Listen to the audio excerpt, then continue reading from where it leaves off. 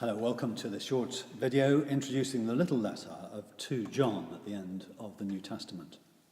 Jesus died and was resurrected somewhere around AD 33.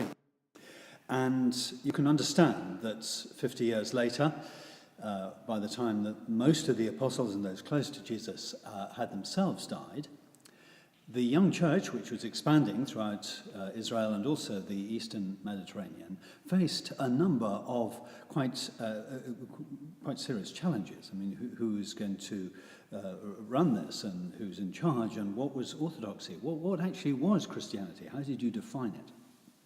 This little letter of 2 John is written into this context. And it's metaphorically addressed to the chosen lady, but almost certainly, if you look at the beginning and the end of the letter, you can see that this is a metaphor describing a letter from between the churches. The key issue at the heart of this is, what is orthodoxy? And verse 7 is the crucial point. Everything builds up to verse 7 and then from then on expands the meaning of it. John writes this: many deceivers who do not acknowledge Jesus Christ as coming in the flesh have gone out into the world. In other words, these people are happy about the divinity of Christ, but they deny that he was fully human. Now, this is the litmus test, the fulcrum of all true theology, that Jesus is both fully divine and in the same person fully human.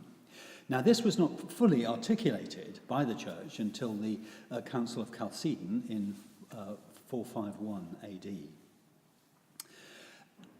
But John is laying the foundation for this truth in this letter. We have to always maintain the balance and integrity with the divinity and the humanity of Jesus. And to deny one or the other is to become heterodox, is to become a heretic. And this is the central axiom of all theology.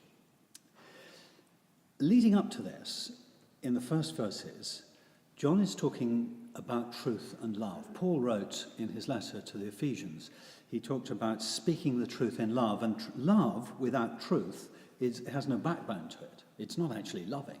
And truth without love has also similarly ceased to be truth. And so John is talking about the interplay of truth and love. He comes out with this major statement about that we must use in our discerning of orthodox theology.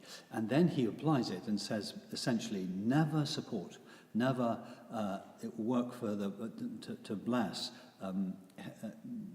heretical ministry. So, as you read this little letter, study the interplay of truth and love, and consider your own situation and the issues you're facing, and see how it affects you. I think you'll really enjoy it.